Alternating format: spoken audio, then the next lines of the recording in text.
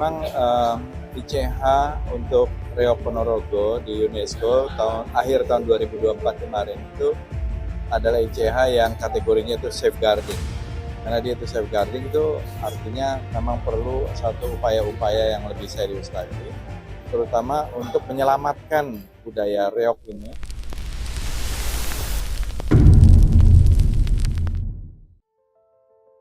Butuh lebih dari 10 tahun untuk memperjuangkan Reok Ponorogo diakui oleh UNESCO sebagai Intangible Cultural Heritage. Kini, mimpi itu sudah terwujud. Reok Ponorogo resmi tercatat sebagai warisan peradaban dunia tak bendawi dengan status Need Urgent for Safeguarding List pada penghujung 2024 silam. Pengakuan ini mencakup tradisi atau ekspresi hidup yang telah diwariskan nenek moyang terdahulu, seperti halnya nilai etika, estetika, filosofi, moral, dan spiritual. Pertunjukan kesenian yang bersumber dari mitos asmara Klono Suwandono dengan Songgolangit ini kini sudah mendunia. Fragmen pertarungan Klono Suwandono melawan Singo Barong yang memperebutkan Songgolangit tak sekedar menjadi milik warga Ponorogo saja. Di lain sisi, pertunjukan Reok Ponorogo juga menggeliatkan denyut industri kreatif seni pertunjukan, baik dari skala mikro hingga skala makro. Pengakuan ini bukan hanya penghargaan atas keindahan seni, tetapi juga sebuah peringatan. Tersimpan tanda tanya besar. Apakah pengakuan ini akan mampu menjadi upaya penyelamatan Reok Ponorogo dari kepunahan? Atau justru menjadi awal dari permasalahan baru?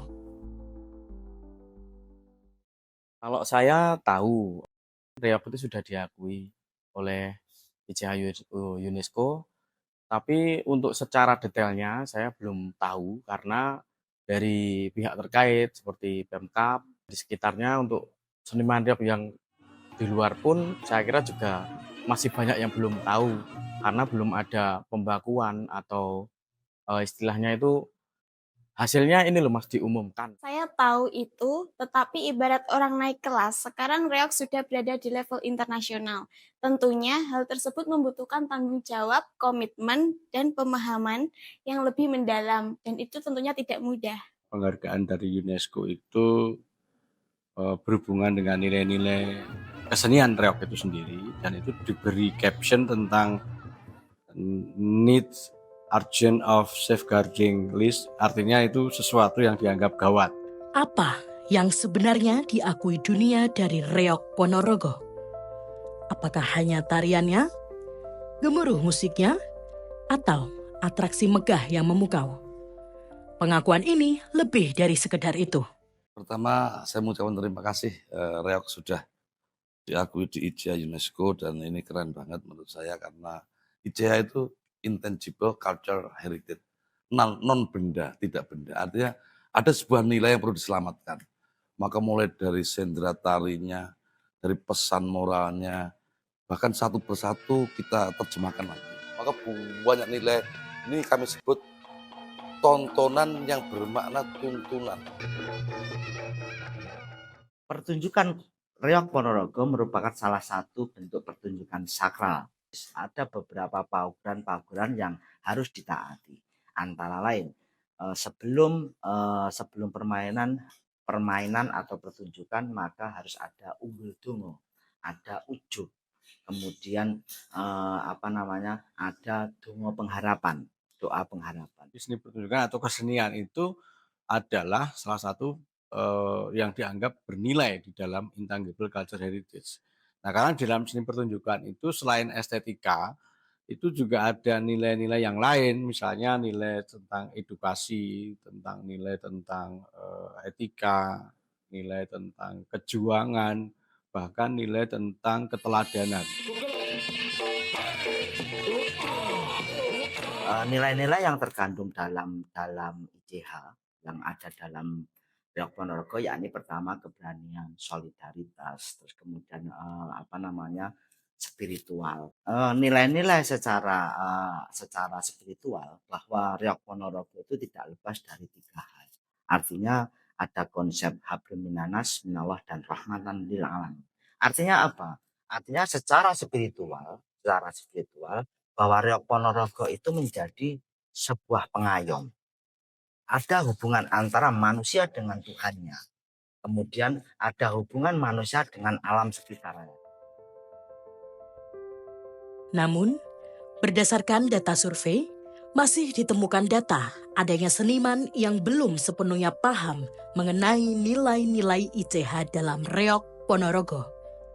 Tentu, hal ini menjadi sebuah ironi tersendiri, memperjuangkan sesuatu yang belum sepenuhnya dipahami.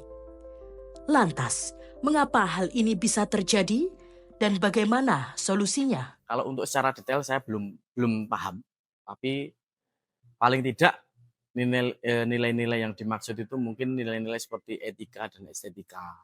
Karena Reok Ponorogo itu adalah seni gitu, jadi nggak jauh dari itu.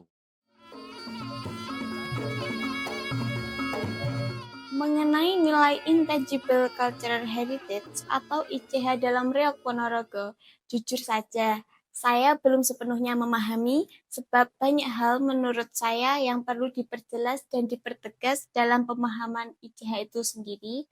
Tentunya, saya sebagai seorang seniwati selama ini hanya mencoba memahami sesuai tafsir saya yang itu belum tentu benar. Dan menurut saya, supaya tidak terjadi salah tafsir terkait nilai ICH dalam Reok, secepatnya segera dibuat pedoman baku dan program sosialisasi atau edukasi. Tentu saja menjadi penting hadirnya pemerintah di sini, terutama untuk memberikan kejelasan atau pedoman baku terkait pemahaman nilai-nilai ICH dalam unsur Reok Ponorogo. Sehingga tidak terjadi multitafsir yang berpotensi memunculkan pelanggaran. Lantas, apa saja langkah konkret yang seharusnya dilakukan pemerintah agar nilai-nilai ICH Reok tak kehilangan arah? Paling yang kami berikan suatu ketika nanti ada sertifikasi lah. Ada sertifikasi agar pembarong ini kafah, kemudian jalan kafah, penari kafah, kita siapkan beberapa LSP untuk kita bikin agar kualitas bertandingnya, kualitas mainnya semakin total. Minimal ada semacam regulasi yang melindungi kesenian itu, entah itu berupa peraturan daerah atau peraturan bupati minimal, yang bisa memberikan, yang bisa mengadopsi pasal-pasalnya itu di dalam poin-poin yang diamanatkan di dalam sertifikasi oleh UNESCO tadi. Sehingga ketika nanti mereka merumuskan sendiri dan mengantisipasi sendiri dengan cara mereka sendiri, dan itu semua ternegosiasi dalam pasal demi pasal, dan itu kemudian disosialisasikan. Itu juga salah satu cara mengedukasi. Nilai-nilai ICH dalam Reok Ponorogo yang diakui oleh UNESCO tentunya diharapkan bisa menjadi materi edukasi positif khususnya kepada generasi muda dan anak-anak. Namun, di sisi lain, patut dipertimbangkan dalam upaya pelestarian nilai-nilai ICH yang melibatkan anak-anak ini tidak melanggar kaidah hukum yang berlaku di Indonesia. Sehingga pewarisan dan pelestarian nilai-nilai tersebut sesuai dengan apa yang diharapkan bersama. Berkenaan dengan penari anak. Artinya bukan wujud sebagai bayaran dia tampil, bukan wujud sebagai ongkos dia tampil, tetapi ini lebih cenderung karena cenderung ke Tanda Tresno, salah satu bentuk cinta. Karena si kecil yang sedemikian ini sudah mau melestarikan budaya. Ketika ada anak main reok dan indah mempesona, dia bisa menampilkan begitu kafanya, kita sayang, kita sudah beruang apa itu memperkerjakan. Jadi cara memahaminya jangan dipahami bekerja dengan gaji. Pahamilah dengan cinta, karena orang bekerja usianya harus dewasa, tapi anak-anak dengan main reok yang indah, kita beri hadiah uang. Nah, saya kira ada suatu kebijakan khusus ya tentang ini. Artinya kalau orang dalam istilah kesenian dalam bahasa Jawa disebut PY atau payu itu adalah satu bentuk reward ketika pelaku seni itu dibayar oleh penanggap misalnya. Tetapi ketika kita bicara dalam konteks kesenian anak, saya kira ada sesuatu yang bisa lebih dibutuhkan oleh anak. Misalnya tidak semata-mata dalam bentuk reward, uang atau apa, tapi mungkin dalam bentuk alat tulis atau dalam bentuk sarana yang diperlukan dalam sesuai tingkat pendidikan mereka. Kreativitas dan kebebasan berekspresi seniman tentu saja menjadi daya dukung luar biasa dalam upaya pengembangan dan pelestarian kesenian Reok Ponorogo seperti yang diamanatkan dalam keputusan UNESCO. Lantas, apa saja yang harus diperhatikan sehingga tidak menimbulkan potensi pelanggaran dan permasalahan di dalamnya? Kalau untuk pelanggaran itu kan pasti ada aturan ya, Mbak ya.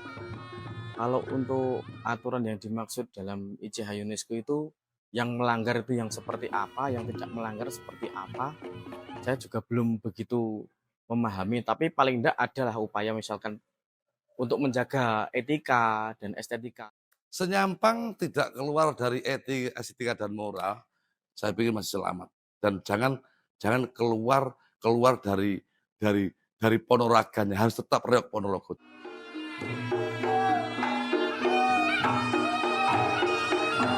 Terkait pelanggaran ICH dalam Reok Ponorogo, saya belum berani memberikan komentar sebab saya merasa pemahaman saya tentang ICH masih sangat minim. Sejauh ini, pedoman saya dalam pentas hanyalah batasan etika dan estetika seni pertunjukan itu sendiri. Ya, yang umum-umum sajalah. Kalau pelanggaran itu relatif ya. Tetapi yang terpenting adalah ketika berasal dari regulasi kembali, artinya ada suatu peraturan daerah atau peraturan bupati yang menetapkan bahwa satu semacam pakem atau semacam koridor yang harus dilindungi dari amanat dari UNESCO itu apa. Minimnya pemahaman atas nilai dan aturan yang terkandung dalam pengakuan UNESCO justru membuka celah. Tanpa panduan yang jelas, batas antara pelestarian dan pelanggaran jadi kabur. Salah satu bentuk eksistensi dari mereka yang disebut atau biar mereka disebut biar mereka disebut sebagai reok. Dalam konteks ini bolo reok itu ada waroan, ada warok sendiri. Kalau waroan itu sih nggak bengok waroan, terus kemudian warok itu yang lebih diam, lebih menjadi sesepuh dan sebagainya.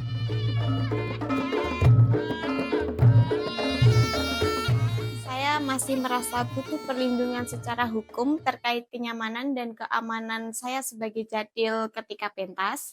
Apalagi setelah Reok ditetapkan oleh UNESCO sebagai daftar ICH ini, saya merasa jaminan keamanan dan kenyamanan saat pentas itu perlu diprioritaskan selain upaya antisipasi dari diri seniman itu sendiri. Peristiwa ketika tontonan atau seni pertunjukan itu menjadi sebuah peristiwa, ini yang perlu disiapkan adalah bagaimana kelompok kesenian itu sendiri mempunyai ada antisipasi perlindungan. Urusannya sudah bukan seni lagi, urusannya sudah hukum dan moral yang bicara, bukan Reok dengan UNESCO, sudah berbeda lagi, beda konteks ya. Kemudian kenapa sopan, kenapa etika, kenapa estetika, itu terjemahannya ya.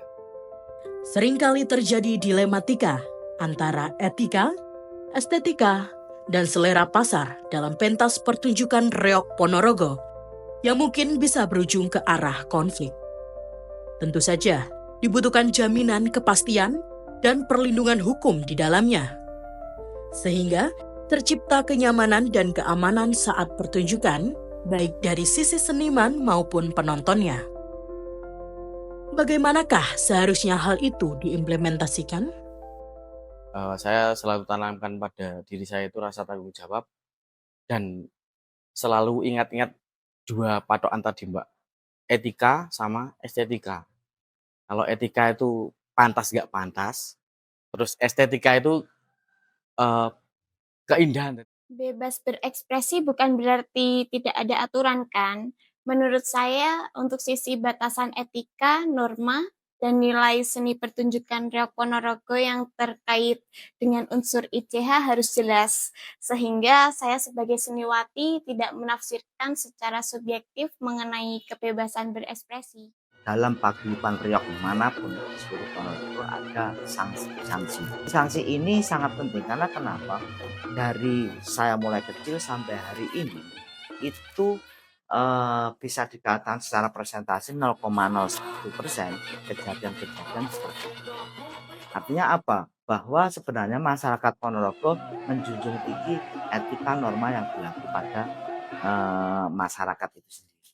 Selama kemudian seniman bekerja, berkesenian, berkesenian secara kafah seperti yang ada sekarang. Jadi tidak perlu kita terlalu kaku karena kesenian saya tahu lentur, indah, dan tidak boleh diatur sedemikian seperti aturan main bernegara. Sehingga kemudian kami berikan kebebasan asal tidak melanggar 3 hal tadi. Etika, estetika, dan moral yang akan bergeser kapanpun sehingga harus tetap menjaga 3 hal yang paling penting. Itu saya kira kalau selama nanti para stakeholders termasuk yang mempunyai budaya tari reog itu sudah menurunkan apa yang menjadi amanat poin-poin di dalam nilai intangible culture menurut UNESCO, itu saya kira bisa di ekses-ekses seperti itu bisa ditekan ya. Pasca penetapan UNESCO, berbagai langkah dan strategi mulai diupayakan. Pemerintah, budayawan, akademisi, pelaku seni, dan masyarakat tentu saja harus saling bekerja sama dan turut ambil peran sebagai upaya konkret dalam menindaklanjuti keputusan tersebut. Apa saja yang harus diprioritaskan untuk dilakukan? Karena belum adanya peraturan yang mengikat, harus ada aturan-aturan, mulai dari aturan pertunjukan, kemudian nilai nominal apabila apabila menanggap pertunjukan reog, terus kemudian sanksi-sanksi yang harus diberikan, terus kemudian visi misi yang harus dilakukan. Harapan kita ada undang-undang atau perbup itu tadi yang bisa mengikat bagaimana seluk-beluk reog itu sendiri, sanksi-sanksi, terus kemudian visi misi. Nah, inilah yang kita harap. Pertama harus ada konservasi. Kita pertahankan, kita jaga, kita uri-uri agar kemudian awet dan kemudian bisa langgeng dan abadi. Ini PR pemerintah sehingga mulai dari SD, TK, PAUD, SD, SMP sampai dewasa selalu kita siapkan kontestasi. Entah itu ada cerita reog, ada lomba-lomba, ada parade, ada festival, kemudian ada game-game reog termasuk para mentor-mentornya reog yang sudah tua-tua itu kemudian kita berikan hadiah, kita berikan penghargaan kecil-kecil untuk memancing biar dia tetap giroh, dia tetap jalan. Yang kedua, fungsi pengembangan setelah diselamatkan, maka dikembangkan, tidak berhenti pada reog, maka reog ini kita kembangkan menjadi produk-produk turunan yang banyak. Yang ketiga adalah ini harus menjadi penumbuh ekonomi kreatif. Nah, ke depan dari turunan doser yang kami usulkan di UNESCO kemarin, ini akan kami jadikan semacam batas-batas koridor di mana etika, di mana estetika, di mana pelanggaran moral agar kemudian ke depan orang tidak salah menerjemahkan ICH UNESCO biar ke depan tidak disemprit oleh UNESCO. Reog tidak punah. Artinya apa? Dalam darah, dalam nadi kita di Ponorogo. Artinya bahwa ini sudah mendarah daging, sudah menjadi sudah menjadi identitas. Saya berharap artinya ada kesinambungan antara pemerintahan, seniman, budayawan, dan sejarawan. Karena kenapa? Ini bisa membangun reog seutuhnya. Dengan ICH UNESCO menasbihkan ICH untuk reog Ponorogo, maka berakhir pula sudah polemik bahwa negara lain mengaklaim Ponorogo selesai sudah karena sudah terenkripsi di UNESCO. Hari ini kita semua lestarikan reog sebagai tuntunan anak itu kelak, kemudian juga sebagai media komunikasi dari saya ke cucu saya nanti jauh di ketika saya sudah tidak ada akan mengenal saya melalui reog. Kini, mimpi itu sudah terwujud. Reog Ponorogo resmi diakui secara internasional. Tentu saja, butuh perjuangan nyata untuk tetap menjaga nama baik Reog Ponorogo ke depannya. Disinilah perjalanan baru Reog Ponorogo dimulai. Perlunya literasi, edukasi, dan juga karena kita ini bagian juga dari dunia, dan ini adalah penetapan-penetapan yang dilakukan oleh UNESCO ini, saya kira memang perjalanannya cukup panjang. Kita sendiri mempunyai ribuan warisan budaya tak benda, tapi yang baru diinskripsikan 16. Begitu juga dengan negara-negara lain masih sangat terbatas. Tetapi yang paling penting adalah kita menghargai budaya kita, dan dengan adanya inskripsi dan juga persoalan urgent safeguarding ini, ya memicu kita untuk menyelamatkan sekaligus melestarikan, melindungi, memanfaatkan